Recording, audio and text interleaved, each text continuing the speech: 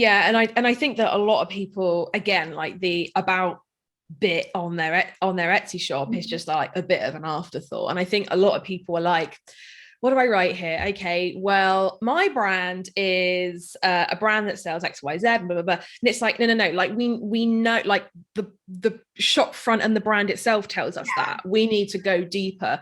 And I always say, like, the people that, because I always get questions, the people that are like, I sell t-shirts. How can I compete with a person that is trying to sell a t-shirt for half the price that I am? They're like, how can I compete on price? And I'm like, you don't. That's the answer to that. You compete on your brand, compete on who you are. And I think that the more detail that you put into a story, and like you say, not a massive novel, but I think the pain points that you went through to get you to start what you do is the same pain points that the customer is going through right now. So even if you feel like it's not relevant to the story of you put those pain points in there. Like, was it a case of you went into like all the big box stores and the t-shirts there felt like tissue paper? Like, if that's the case, put it in there, because chances are that the people looking at your store are going through the exact same stuff. Yeah, definitely. And I think people worry that they're really boring.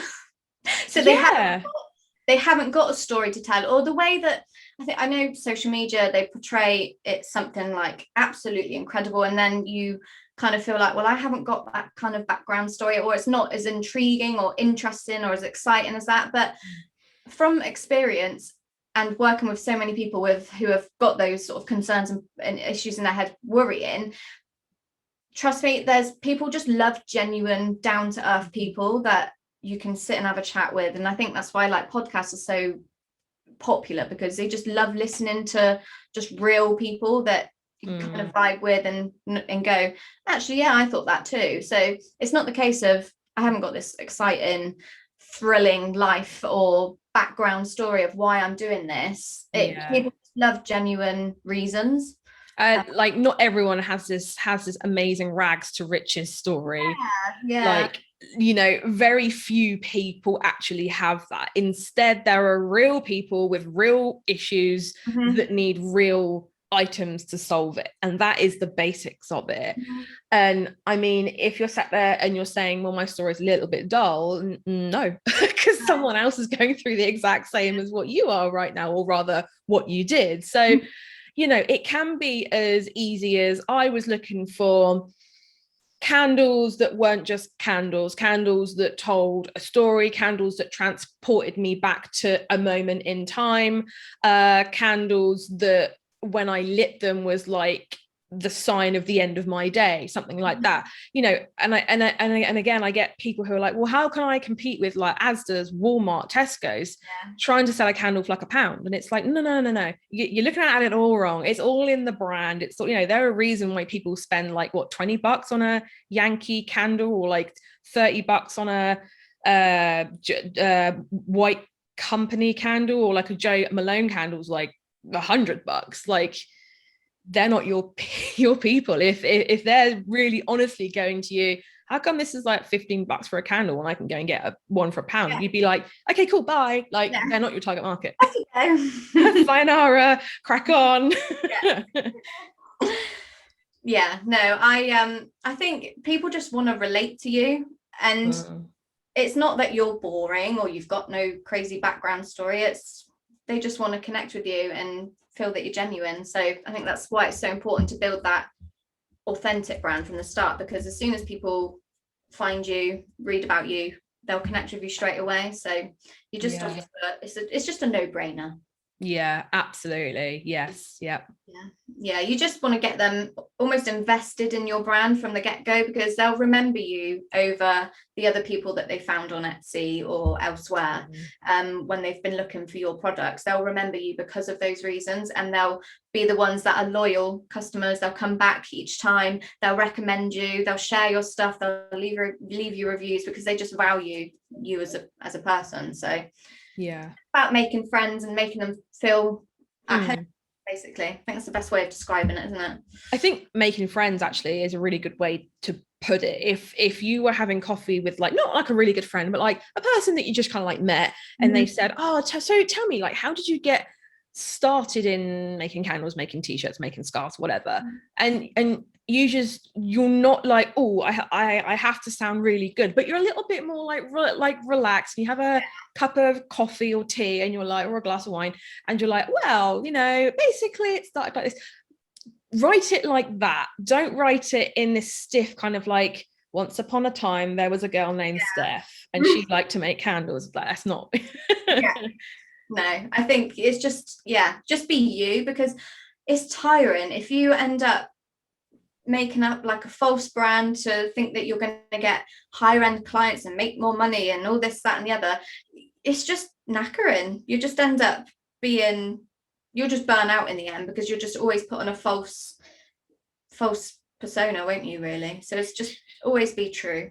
Yeah and you can tell when you get, when you have your brand wrong. I think you would probably agree with this, but when you are tired of writing emails, when you're tired of writing copy, when you're tired of taking pictures, and you're tired of basically in the brand constraints that you've made for yourself, when you're just tired and you just can't do it for a long period of time, it might be time to kind of like look at that and be like, well, is it, am I just falling out of love with the brand, not necessarily the business, but the brand? Is it just not jiving with me right now? Yeah. And I think that, that's true. And it will happen. I think as you progress, you make small changes to the business, and then in 6 months to a year's time, you look back and go, well, actually, some of my brand values, maybe the aesthetics or some form, need a bit of a tweaking. That's not a bad thing. It just means you're growing and you're progressing. So yeah, I mean,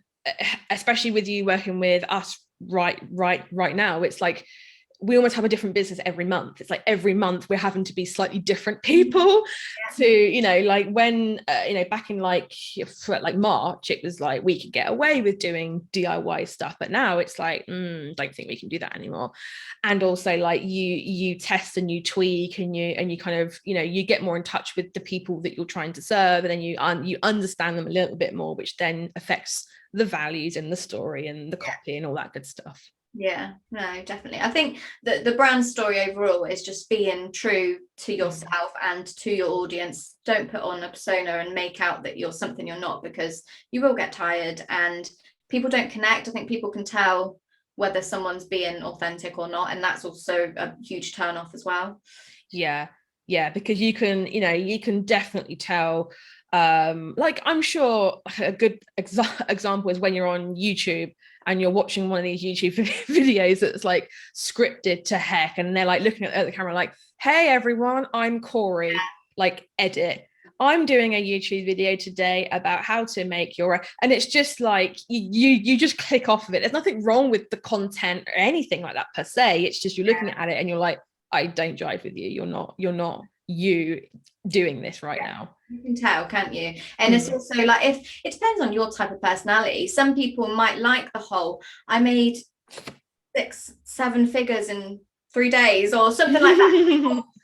People might like that and they might thrive off it. It might give them like a bit of a boost almost. But what I liked about you, because I found you when I was looking for Etsy stuff, so that's how we connected. But I liked you because, yes, you state that you make 6 figures or you've made 6 figures, but you weren't like in your face about it. You sort of state it and then go on to like why you did it and how it happened and why it's important to do X, Y, and Z.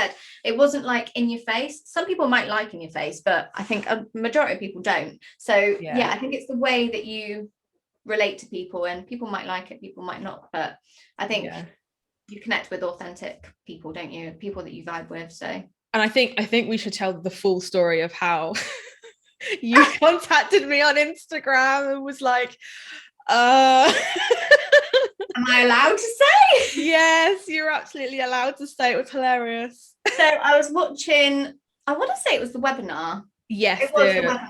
3-step framework. I like to listen to like podcast webinars, like whilst I'm working, typing away, could hear Steph in the background, and I'd like stop and make little notes if I needed to. And then I just suddenly heard, and I was like, what on earth is that? And I was like, was that the dogs? So I was like, what is it? A fly? And then it happened again. And I was like, that Steph making that noise? I rewound it and I was like, yeah, it definitely is. I was like, I think they might have not edited out a few mistakes. So I just messaged you on Instagram, like, just wanted to let you know, because I do video editing and stuff like that, and I create videos myself. I know how it is. Yeah. And we do make mistakes. Like, it's not like a podcast where you just keep going and whatnot and cutting it out. But yeah, it was quite funny. But it was really funny. It was fate. It was meant to happen, because now look, we work together. So exactly. Honestly, it was like Meg just fell into our lap at the perfect time. And especially with because the whole reason behind why I go boop in like some was because it spikes the audio so that you can see like when you need to. But I'd rushed through editing this 97-minute masterclass, and I was like, I just got it out, and then it was up for like 2.5 weeks, and Meg was like, yeah, you make this weird noise, and I was like, it's been up for 2 weeks. I just loved the like how honest you were, and I was like, this girl right here, perfect. I was just like, that's brilliant. I'm a true believer, everything happens for a reason. So that mistake was because I had to come along and be like, hi Steph. I just would love to be a fly on the wall to when those noises were happening and you were like, what? I was like, it's not my phone, it's not the dogs. Like, what is that noise? Oh, it's Steph. So funny. Yeah, just casual Steph making a really weird noise in the middle of a masterclass. That's fine too.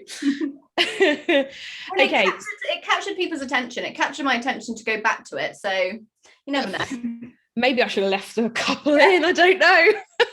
Or you should just stop, go, hi guys, if you stop listening, jump back on and start listening again. Yeah, that's actually not a bad like thing. I could just pause for a really long time and be like, so if you're coming back to your phone to make sure it is still going, get back here, sit down and take notes. Actually quite a good idea. I think you should add it in. Yeah.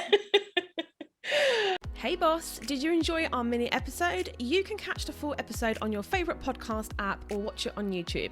Don't forget to like and subscribe for more amazing conversations coming your way soon.